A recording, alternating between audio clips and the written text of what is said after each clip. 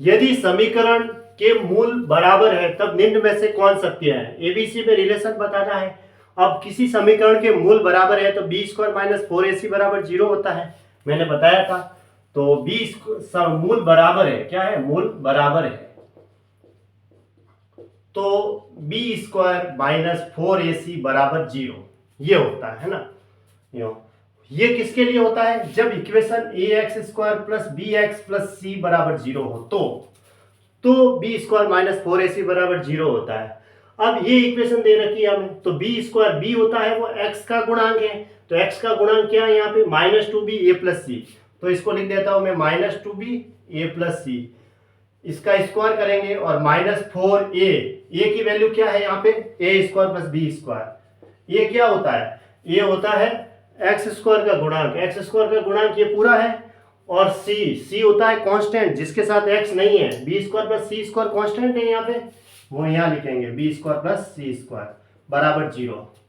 अब माइनस 2 का स्क्वायर तो प्लस का 4 हो जाएगा, बी का स्क्वायर बी स्क्वायर और ए प्लस सी का होल स्क्वायर खोल दूं, ए स्क्वायर प्लस सी स्क्वायर प्लस 2ac है ना, इसका होल स्क्वायर ए प्लस बी के होल स्क्वायर से बोलना है, ए स्क्वायर प्लस सी स्क्वायर प्लस 2ac हो गया, और ये माइनस 4 उधर भेज देता हूं मैं, तो हो जाएगा प्लस का 4, और आप देखो उधर भी भेज दिया तो मैंने, ये प्लस का 4 हो गया, ये पूरा उस साइड में जाएगा क्योंकि ये माइनस 4 के साथ में है।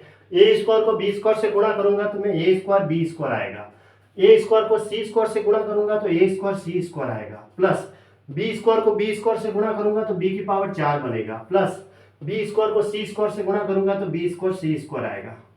ठीक है, तो ये 4 से 4 तो कट गया, इस बी स्क्वायर को अंदर भेज दो तो B square A square plus B square C square plus 2ac B square बराबर A square B square plus A square C square plus B की power 4 plus B square C square. ठीक है, यहाँ तक पहुंच गए।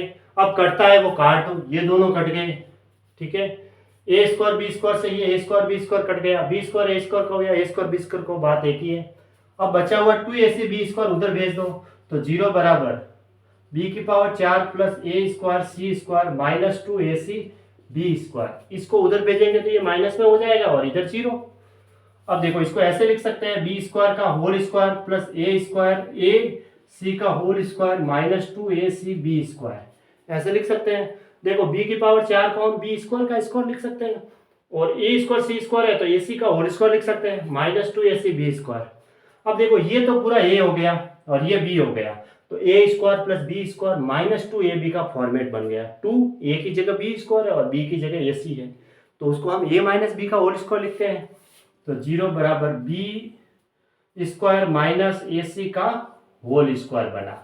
ठीक है, अब स्क्वायर का 0 का, तो अब ये स्क्वायर इधर हट जाएगा और इधर 0 का वर्गमूल तो 0 ही होता है, 0 बराबर बी स्क्वायर माइनस ac।